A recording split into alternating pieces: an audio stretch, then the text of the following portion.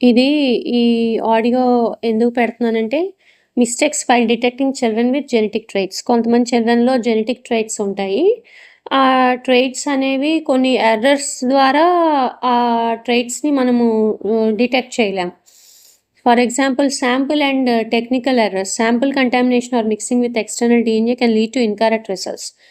For example ah, ఒకవేళ sample contaminate అయిపోయినా, external డీఎన్ఏతో మిక్స్ అయిపోయినా ఇన్‌కరెక్ట్ రిజల్ట్స్ రావచ్చు. DNA degradation due to improper storage or environmental factors effects accuracy. ఒక్కోసారి DNA degrade అయిపోతది. So, ఎందుకంటే సరిగ్గా స్టోర్ చేయకపోవడం వల్ల లేతే ఎన్విరాన్మెంటల్ ఫ్యాక్టర్స్ వల్ల. దానివల్ల యాక్యురేట్‌గా ఉండదు. ఎర్రర్ వచ్చేస్తది. Technical errors in PCR amplification or STR analysis can produce faulty DNA profiles. PCR amplification చేసేటప్పుడు, ఎస్టీఆర్ అనాలిసిస్ చేసేటప్పుడు టెక్నికల్ ఎర్రర్స్ వల్ల ఫాల్టీ డీఎన్ఏ ప్రొఫైల్స్ రావచ్చు. అంటే మన డీఎన్ఏ ప్రొఫైల్ చైల్డ్‌కున్న డీఎన్ఏ ప్రొఫైల్ కాకుండా ఫాల్టీ డీఎన్ఏ ప్రొఫైల్ వచ్చేయచ్చు. దానివల్ల మిస్‌డయాగ్నోస్ అవ్వచ్చు. Human errors such as mislabelling samples or data entry mistakes are also significant sources of error.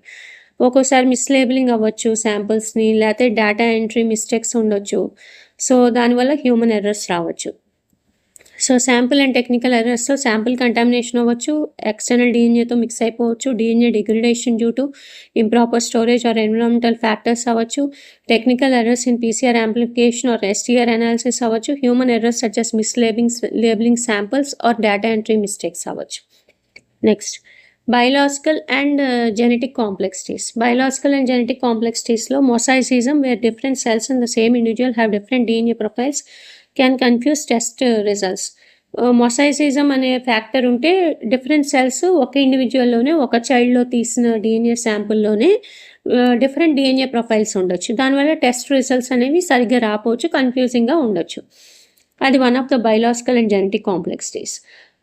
Next genetic biological కాంప్లెక్సిటీస్‌లో mixed DNA samples from multiple individuals are hard to analyse accurately. ఒక DNA sample తీస్తే మనం యాక్యురేట్‌గా చేయొచ్చు. కానీ ఒక్కోసారి mixed DNA samples multiple individuals నుంచి తీసినప్పుడు అవి అంత యాక్యురేట్‌గా మనము అనలైజ్ చేయలేం. Genetic similarity between close relatives especially in kinship testing can cause misinterpretation because their DNA profiles are very similar. ఒక్కోసారి క్లోజ్ రిలేటివ్స్ నుంచి తీసి, చైల్డ్ నుంచి తీసి ఈటిల్ని అసెస్ చేసేటప్పుడు మిస్ఇంటర్ప్రిటేషన్ వస్తుందనమాట. ఎందుకు? ఈ క్లోజ్ రిలేటివ్స్‌లో ఇద్దరు రిలేటివ్స్, ముగ్గురు రిలేటివ్స్‌కి సేమ్ డీఎన్ఏ ప్రొఫైల్ ఉండొచ్చు. వెరీ సిమిలర్ ఉండొచ్చు. సో, జెనెటిక్ సిమిలారిటీ ఉండడం వల్ల ఆ జీన్ ఏదైతే ఉందో దానికంత సిమిలారిటీ ఉన్నప్పుడు అదంత ప్రెడామినెంట్‌గా ఉండకపోవచ్చు కదా! సో, అప్పుడు యాక్యురసీ పోవచ్చు. మిస్ఇంటర్ప్రెట్ అవ్వచ్చు. Limitations in mitochondrial DNA and Y chromosome analysis which follow maternal and paternal lines respectively can obscure results.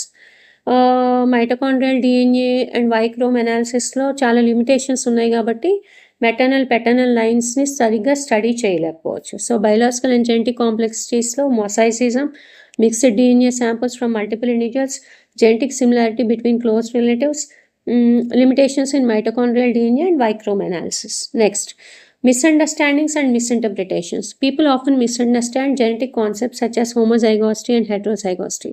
Homozygous genes ki, heterozygous genetic concepts ki యూజువల్గా పీపుల్ మిస్అండర్స్టాండ్ చేసుకుంటారు అనమాట. There can be unrealistic expectations that genetic testing predicts all traits or disease outcomes perfectly. అన్ని రకాల జబ్బులు genetic testing ద్వారానే వచ్చేయదు. అన్ని రకాల జబ్బులు క్రోమోజోమ్ అనాలిసిస్ చేస్తేనే వచ్చేయదు. సో, ఆ అన్రియలిస్టిక్ ఎక్స్పెక్టేషన్స్ నుంచి బయటికి రావాలి. Misinterpretation of statistical risks and carrier states may lead to inappropriate testing are anxiety. ఎప్పుడైతే మనము క్యారియర్ స్టేట్స్‌ని, స్టాటిస్టికల్ రిస్క్స్‌ని మిస్ఇంటర్ప్రెట్ చేస్తామో దానివల్ల అనవసరమైన ఇన్అప్రోప్రియేట్ టెస్టింగ్ జరుగుద్ది అండ్ లేనిపోని యాంగ్జైటీ వస్తది. ఓహ్! ఈ చైల్డ్‌కి జబ్బు ఉందా లేదా అని కన్ఫర్మ్ చేయలేరు జెనెటిక్ టెస్టింగ్ ఉన్నవాళ్ళు. సో, ఇన్అప్రోప్రియేట్ డెసిషన్స్ తీసుకుంటారు. సో, దానివల్ల చాలా ప్రాబ్లమ్స్ వస్తాయి. Patients and sometimes even practitioners may not fully grasp inheritance patterns leading to unnecessary or missed testing. ఒక్కోసారి ప్రాక్టీషనర్సే చెప్పలేకపోతారు. ఈ ఇన్హెరెంట్ ప్యాటర్న్ ఉంది, జెనెటిక్ ప్యాటర్న్ ఉంది, ఈ జబ్బు వచ్చే ఛాన్స్ ఉంటుంది, జెనెటిక్ ట్రైట్ ఉంది, లేకపోతే ఈ డిజీజ్ ఉంది అనేది ప్రాక్టీషనర్సే చెప్పలేకపోతారు. ఫుల్‌గా జెనెటిక్ టెస్టింగ్ చేసిన వాళ్ళే వాళ్ళు రిజల్ట్ ఇవ్వలేకపోతారు. సో, దానివల్ల అన్నెసెసరీ టెస్టింగ్ ఉంటుంది, మిస్డ్ టెస్టింగ్ ఉంటుంది. These factors emphasize the importance of careful sample handling, technical precision, and thorough genetic counseling to avoid common pitfalls in detecting genetic traits in children. కాబట్టి చైల్డ్‌లో ఏదన్నా genetic disease ఉంది అని చెప్పడానికి proper genetic counselling కంప్లీట్‌గా తీసుకుంటేనే మనం ఆ జెనెటిక్ ట్రైట్ ఉంది, లేతే ఆ జెనెటిక్ డిసీజ్ వచ్చే ఛాన్స్ ఉంది, ఇల్‌నెస్ వచ్చే ఛాన్స్ ఉంది అనేది మనం నిర్ధారించవచ్చు. Thank you. Please subscribe.